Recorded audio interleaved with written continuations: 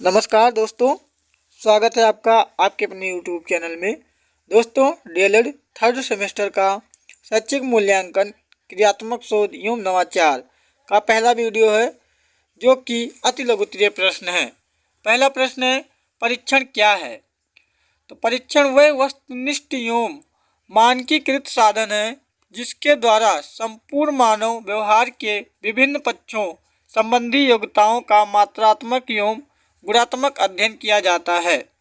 अगला प्रश्न है, ब्लूम के अनुसार मूल्यांकन के उद्देश्यों का वर्गीकरण कीजिए। ये प्रश्न 2023 में पूछा गया था। तो डॉक्टर BS ब्लूम ने अपनी पुस्तक में शैक्षिक उद्देश्यों के निम्न 3 पक्ष बताए हैं। पहला है ज्ञानात्मक पक्ष, दूसरा है भाषात्मक पक्ष, तीसरा है क्रियात्मक पक्ष। अगला प्रश्न है, साक्षात्कार से क्या आशय है, समझाइए। तो इसमें साक्षात्कारकर्ता एवं उत्तरदाता के मध्य बातचीत एवं अंतःक्रिया होती है। साक्षात्कार एक शोध उपकरण के रूप में विषयों की समस्याओं के निदान के लिए प्रयोग में लाया जाता है। इसके द्वारा हम विषयों के मनोभावों का पता स्वाभाविक रूप में बातचीत के माध्यम से लगा लेते हैं। अगला प्रश्न है, क्रियात्मक शोध के प्रमुख उपकरणों का नाम लिखिए। ये भी प्रश्न 2023 में पूछा गया था। तो क्रियात्मक शोध के उपकरण हैं अवलोकन, परीक्षण, साक्षात्कार, प्रश्नावली, निर्धारण मापनी, समाजमिति और 7वां है संचयी अभिलेख। अगला प्रश्न है, शिक्षा में नवाचार से क्या अभिप्राय है, समझाइए।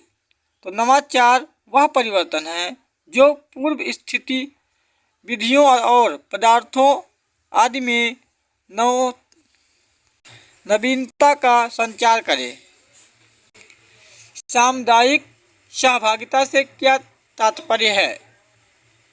तो शिक्षा में सामुदायिक के लोगों की सक्रिय भागीदारी का नवाचारी प्रयोग किया जा रहा है।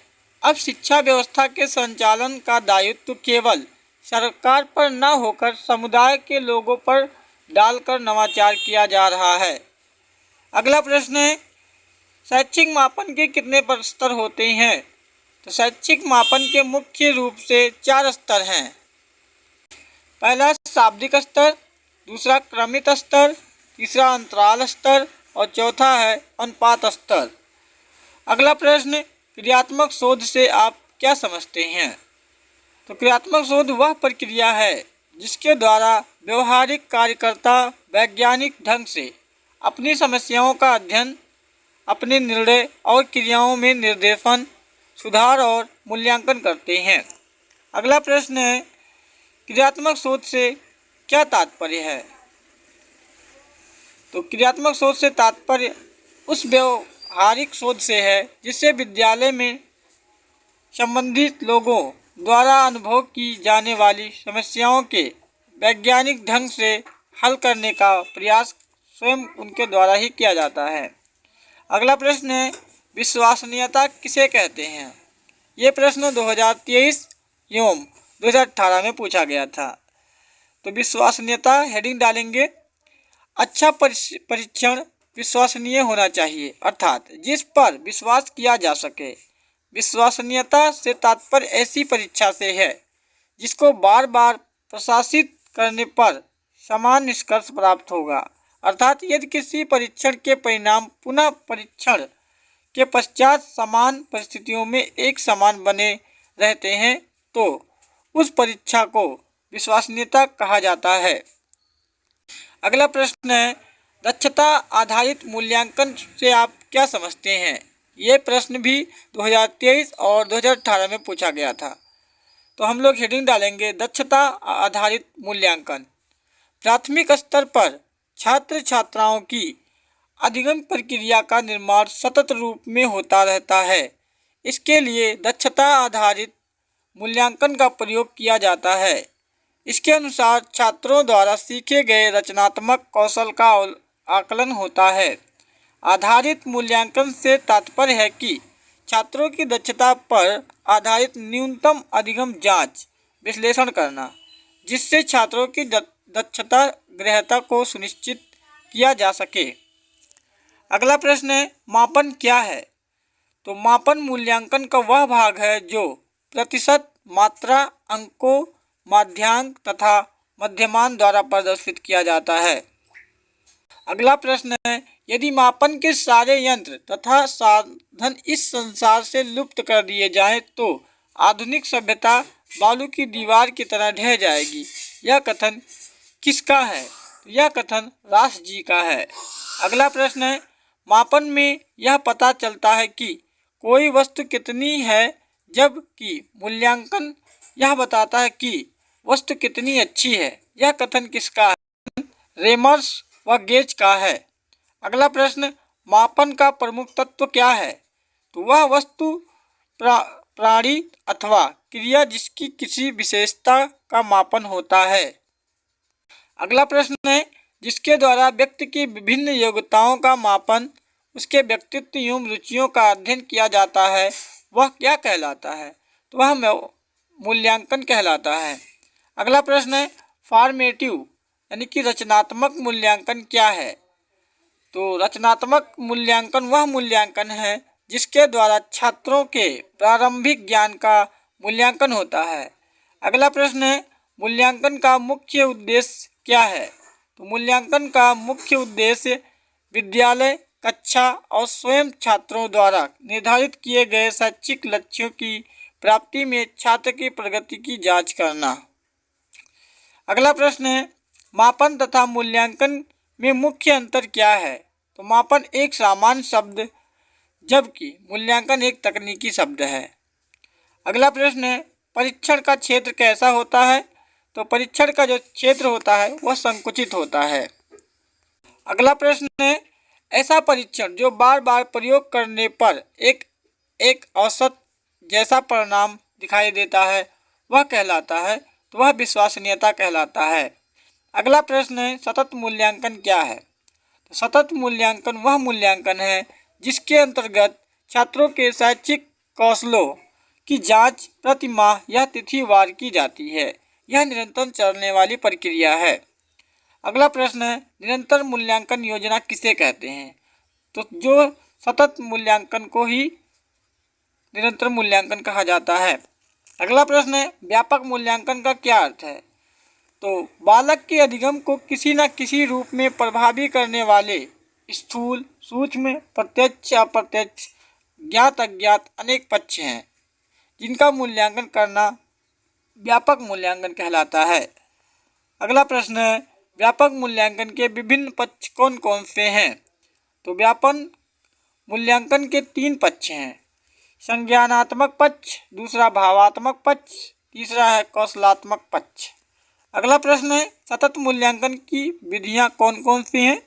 तो सतत मूल्यांकन की विधियां निम्न हैं, जैसे कि सत्र परीक्षा, मासिक परीक्षा और सेमेस्टर परीक्षा।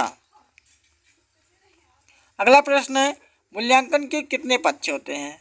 तो मूल्यांकन के भी 3 पक्ष होते हैं, संज्ञानात्मक, भावात्मक और कौशलात्मक पक्ष। अगला प्रश्न है, ब्लूम ने मूल्यांकन के संज्ञानात्मक पक्ष में क्रियाओं को कितने वर्गों में विभाजित किया है? तो ब्लूम ने मूल्यांकन को 6 वर्गों में विभाजित किया है। समेटिव मूल्यांकन यानी कि आकलित मूल्यांकन क्या है? तो आकलित मूल्यांकन योगात्मक मूल्यांकन भी कहलाता है। इसके द्वारा छात्रों के संज्ञानात्मक पक्ष, भावात्मक पक्ष और क्रियात्मक पक्ष का मूल्यांकन होता है।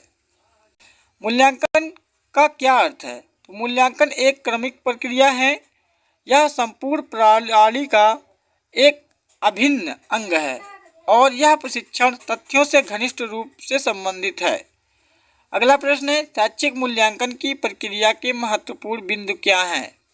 तो नवीन धारणा के अनुसार इस प्रक्रिया के 3 बिंदु हैं, शिक्षण उद्देश्य, अधिगम अनुभव और व्यवहार परिवर्तन। अगला प्रश्न है, मूल्यांकन के क्षेत्र में छात्रों के व्यक्तित्व के कौन कौन से अंग आते हैं? तो इसमें ज्ञान, कुशलता, रुचि, योग्यताएं एवं बुद्धि आती है। अगला प्रश्न, मूल्यांकन के कितने सोपान हैं? तो मूल्यांकन के 3 सोपान हैं।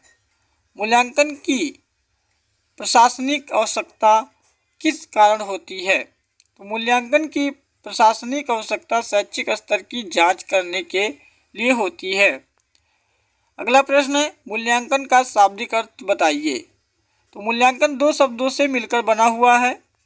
एक है मूल्य, दूसरा है अंकन। अगला प्रश्न है, मूल्यांकन की परिभाषा दीजिए।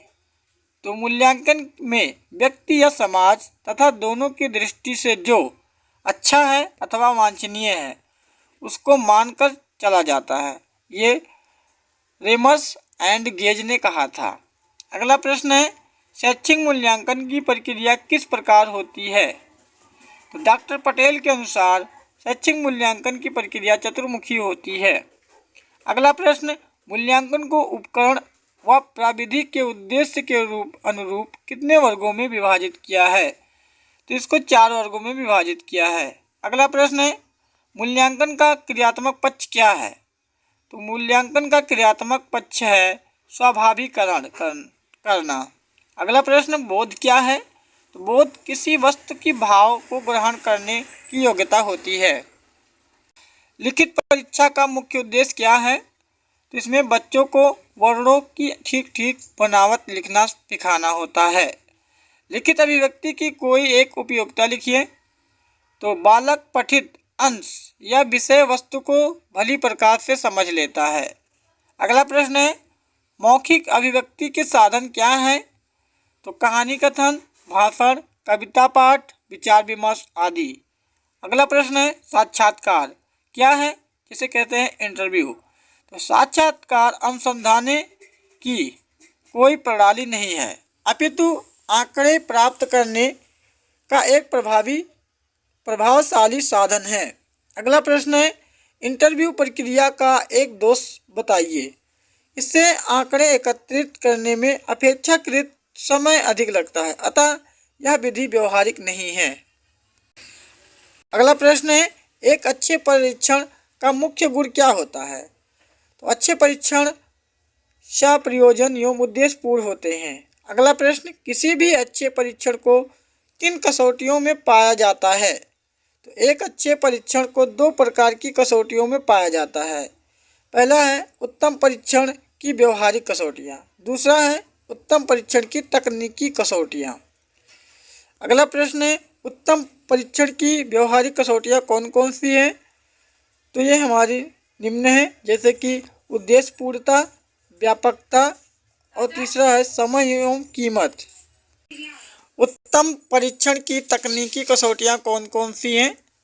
तो इसमें है वैधता, दूसरा है वस्तुनिष्ठता और तीसरा है विश्वसनीयता और चौथा है विभेदन शक्ति, पांचवा है मानक। अगला प्रश्न है, वस्तुनिष्ठ परीक्षण की कोई एक विशेषता बताइए। इस परीक्षण में ऐसे प्रश्न होते हैं जिनके उत्तर निश्चित एवं संक्षिप्त होते हैं। अगला प्रश्न है, वस्तुनिष्ठ परीक्षण का कोई एक दोष बताइए। इसमें नकल कराने की संभावना बढ़ जाती है। अगला प्रश्न, निबंधात्मक परीक्षण का कोई एक दोष बता दीजिए। तो निबंधात्मक परीक्षण को एक मुख्य दोष विश्वसनीयता में कमी होती है। अगला प्रश्न, निबंधात्मक परीक्षण का गुण बता दीजिए एक। इसमें भाव प्रकाशन की स्वतंत्रता होती है। अगला प्रश्न है, ब्लूप्रिंट क्या है?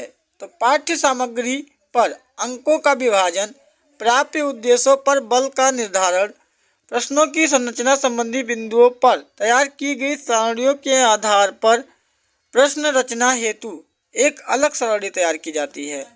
इसमें प्राप्य उद्देश्य, पाठ्य सामग्री, प्रश्नों के प्रकार एवं उनकी संख्या आदि का विवरण प्रस्तुत किया जाता है। इसे ब्लूप्रिंट कहा जाता है। अगला प्रश्न है, शैक्षिक उद्देश्यों के अनुसार प्रश्नों के पक्ष कौन कौन से होते हैं? तो पहला पक्ष है ज्ञान, दूसरा बोध, तीसरा अनुप्रयोग और चौथा है कौशल। अगला प्रश्न है, निदानात्मक परीक्षण क्या है? तो निदानात्मक परीक्षण एक ऐसा शैक्षिक उपादान है जिसके आधार पर पठित विषय वस्तु की सूक्ष्म इकाई में पालक की विशिष्टता एवं कसौटियाँ परिलक्षित होती हैं।